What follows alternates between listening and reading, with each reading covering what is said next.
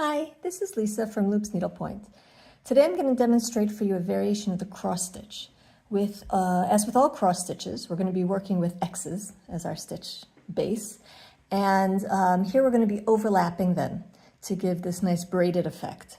So you may see it listed as overlapping cross stitch or a braid stitch. Now, part of the fun with this stitch is that you can get a lot of different variation depending on how you place your X's. So for example, this one in the middle, I've done with larger sized X's, and I've left some spacing in between them. This gives a really nice lacy effect. You can see the canvas through, and it gives a little bit of extra depth by seeing the canvas with the stitches on top. Alternatively, you can do it like this, where I didn't leave that space. I just did one X right after the other, and this gives a true kind of braid effect. And over here, I've done, again, the same thing, but this time I've done them with smaller X's. So by varying the size and the spacing of the X's, you'll get a very different effect. These give, if you look from the side, you can see that it kind of bumps up a little bit. So it gives a really nice 3D effect. That makes this a very nice border stitch. It really can set off a piece with an elegant border, or set off a section of your piece. And it's not hard to do once you get into the groove of it, and it gives a really nice final effect. So let's get started. What we're going to do is we're always going to start with an X. Okay, we're going to come up. In this one, I'm going to demonstrate this lacy one in the middle, just because it's easier to see as I'm doing it on the canvas. But hopefully you'll get to play with it in all different forms. So for this one, I'm going to skip over 2 holes and go into the 3rd.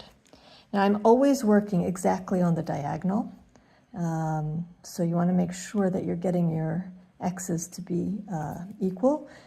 You can do oblong X's as well, just make sure that you're consistent with all of your stitches. So here you can see I've made my first X. Now, as with all cross stitches, we want to make sure that we're doing the pattern of the X consistently. So this angle stitch is always going to be underneath, and this angle stitch is always going to be on top. All right, so now the way I'm going to overlap it here is I'm always going to go up into the hole that's one above or one next to, depending on your orientation, where my last stitch of the X was. Okay, and now again, I'm going to go over 2 and into the 3rd. And when I come back up over here, it's going to be in the hole above that bottom leg of my previous X. And I'm going to go down 2 and into the 3rd. You can already start to see the weaves happening. Again, I'm going to just come up that hole right next to where I just came out of. 1, 2, 3.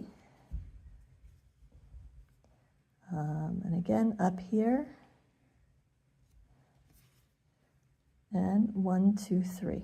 Now, once I have the pattern going, I don't really have to be counting, because I can see here I'm always going to go up next to where I came out, and when I go down, it's going to be with a skip of 1 to the hole above it where I filled in. Right? So I can go in here, and I can say I'm going to skip 1 and go down there.